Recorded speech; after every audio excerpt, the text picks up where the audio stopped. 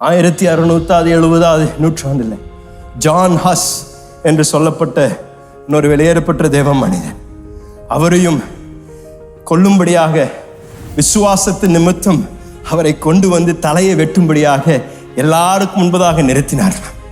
தலையை வெட்டுவதற்கு முன்பதாக இங்கே வந்திருந்த அந்த பட்டணத்தின் அந்த மேயர் அதை பார்த்து ஜான் ஹஸ்ஸுக்குள்ள எந்த பயமும் இல்லையாம், அவர் தைரியமாக நின்னாராம், எல்லாரையும் பார்த்து சிரிச்சிட்டு இருந்தாராம். அந்த அருவாளை எடுத்து அவன் தலையை வெட்டுவதற்கு முன்பதாக அவனை நிறுத்திவிட்டு இவர் ஒரு ஜெபம் செய்தாராம். இதை பார்த்து அந்த டவுன்ல இருந்த மேயருக்கு எரிச்சல், எவ்வளோ தைரியம் இருந்தா எல்லாருக்கும் முன்னாடி இவன் ஒரு ஜெபத்தை செய்கிறான் என்று அந்த அவனை தலையை வெட்டுவதை நிறுத்தி விட்டு அவன் சொன்னான், இவனெல்லாம் தலையை வெட்டுவதற்கு இவன் லாக்கி இல்லை, இவனை என்ன பண்ணணும்னா வாங்க கம்பத்தில் கட்டி இவனை எரிக்கணும் அப்படின்னு சொன்னான். ஸோ அவனை தலையை வெட்டுவது அவனுக்கு செய்யக்கூடிய ஒரு இறக்க செயல் என்று சொல்லி அவனை தரதான் இழுத்துட்டு போய் ஒரு கம்பத்தில் அவனை கட்டி எல்லாருக்கும் முன்பதாக அவனை எரிக்க ஆரம்பித்தாராம்.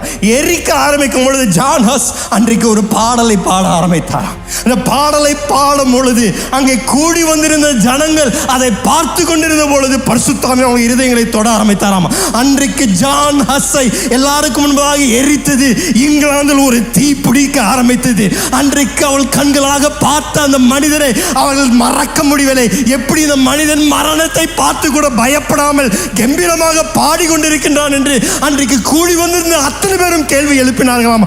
அத்தனை பேரும் அன்றையிலிருந்து இயேசுவை நான் அறியணும், இந்த இயேசு ஜான் ஹஸ்ஸை மாற்றினவர் என்னையும் மாற்றணும் என்று அன்றைக்கு இங்கிலாந்து தேசத்தில் ஒரு புரட்சி ஆரம்பித்தது என்று சரித்திரம் கூறுகின்றது.